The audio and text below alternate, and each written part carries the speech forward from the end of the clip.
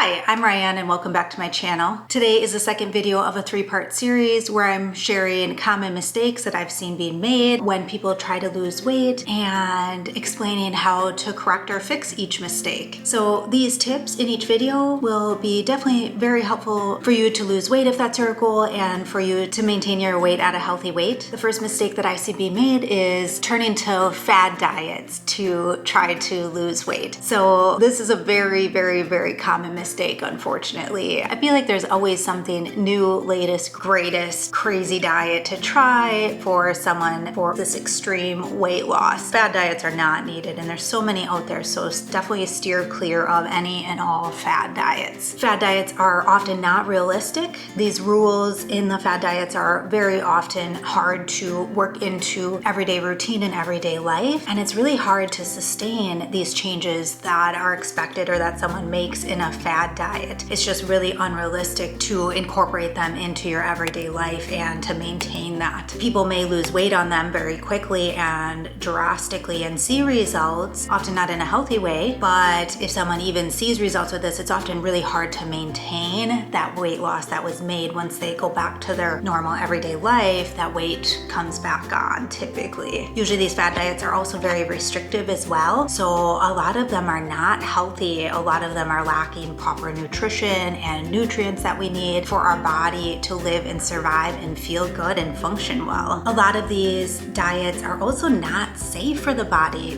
The reason being they're not healthy. They're not a healthy approach to losing weight and maintaining a healthy weight. So instead of fad dieting, I want you to change your mindset on making one healthy change at a time. So just focus on one thing that you could incorporate into your routine every day that would be a healthier option for you, and then growing from there. So once that change and that one healthy lifestyle change has been made and you're doing really well at it, then grow from there. Okay, what's the second thing that I can work on? Let's add this in and go from there, rather than these fad diets just drastically changing everything and not in a healthy way. So for example, maybe that's drinking one less soda per day, or having one more serving of fruits or vegetables per day. Or another idea for a change is, let's say you're going out to eat 4 days per week, maybe seeing if you can back down to 2 or 3 days per week and meal planning and making food at home instead. Keep in mind that there is not a finish line for weight actually, so people always think that they'll be set when they get to X number of weight on a scale, and essentially that's not true, right? I feel like weight is just ongoing. Once we get to that weight that we want, we do need to maintain it. So the best way to be successful with that is to make these small healthy changes with time that you can adjust to and incorporate realistically into your life, rather than setting these unrealistic expectations which are going to set you up for failure right from the beginning. So one thing to take away, definitely avoid fad diets. Make little healthy changes along the way as you live and enjoy life. The second mistake that I see being made often is that people do not plan ahead for their food. This drives me crazy. I don't understand why not. We plan everything else in our life. We plan when we're working, what we're doing on the weekend, what we're doing with friends, family, trips.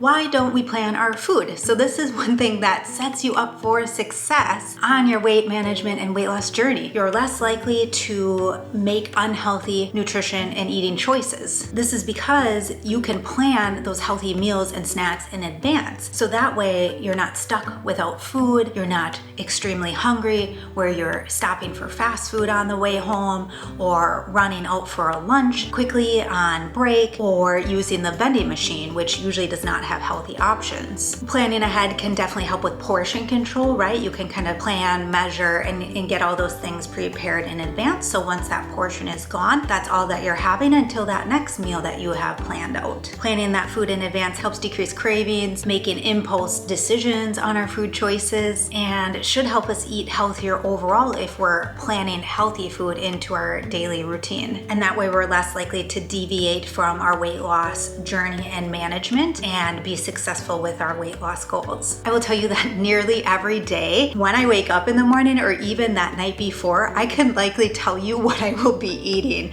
for the next day. So I meal plan and meal prep on the weekend because I work the typical work week Monday through Friday. So I plan everything on Saturday, Sunday, get ready, and that way I'm already set to go and I know what I'll be eating all week long. Since it's a super busy week, I set myself up for success that week. So I eat really healthy because I already have all of that planned in advance. Cravings are much easier to manage because I have this healthy choice that I like already planned and picked out and ready to go. Also, planning your food and meals ahead will often actually save money. People think that it's really expensive to eat healthy, and that's actually not true. I can go into that more in a different video, but I personally think, and I know for a fact, that eating out, eating fast food, all this junk food, packaged food, that's actually really expensive. Lacking nutrition, number one, but number two, it is really expensive. It's not that expensive to eat healthy. So planning meals ahead and planning snacks will actually save money. The third and last mistake and piece of advice that I have for you today is oftentimes I see people focusing on the wrong types of exercise. So oftentimes when people try to lose weight, they think that they need to exercise, which is good, but oftentimes people will turn to cardio only. So walking, running, biking, swimming, which is great. Don't get me wrong. Cardiovascular exercise and activity is wonderful for the body. There's so many benefits there. However, when we're trying to lose weight and maintain weight, it's very important to also incorporate strength training into our exercise routine. One of the reasons this is because this will help us maintain our muscle mass. When we lose weight, we don't want our muscle mass to go, right? We want our fat cells to go. So by saving our muscle, this will help decrease that fat in our body. Also, just as we age, we do lose muscle mass with time as we get older if we do not do strength training. Starting in our 30s, muscle mass starts to decrease and decline as we age. And without strength training, we can lose up to 30% of our muscle mass between the ages of 50 and 70.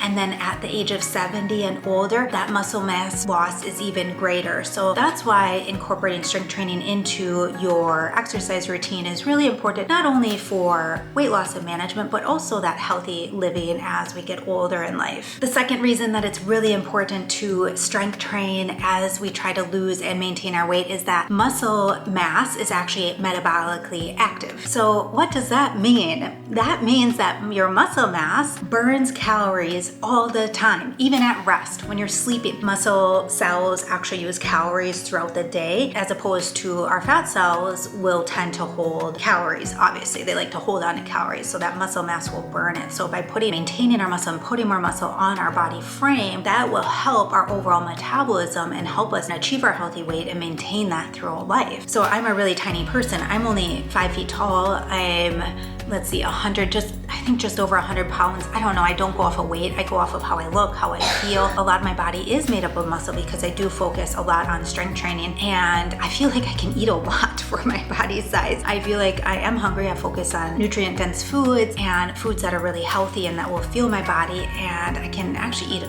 quite a bit of that. I actually eat a lot and don't focus on how much I'm eating rather than how I'm feeling and what that food will do for my body. And because of that muscle mass, I feel like I do burn a lot of calories throughout the day. Also, talking about muscle mass, is you might have heard before that people will often say, what is it? They'll say like, muscle weighs more than fat. That's it. Muscle weighs more than fat.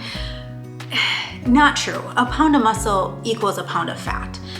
Why people think that is that a pound of muscle is more dense. So your pound of muscle is going to take up less space than a pound of fat. So I have a lot of muscle on my frame at 105 pounds. I'm pretty small. If I had more fat on my body frame at 105 pounds, I would look bigger. My clothes would fit tighter, if that makes sense. So that's where that common myth kind of comes in. And so that's why you can see your body composition and your body shape change as you incorporate that strength training into your exercise routine as well, which will help define muscles, help you get that toned body and kind of have a smaller waist. Your clothes will feel differently as that transition happens in the body. So definitely incorporate some strength training into your routine if you can to help you on your weight loss journey. If you didn't get a chance, check out the first video and also check out the third video that I'll be making and dropping soon. Thanks so much for watching, and we'll see you on the next one.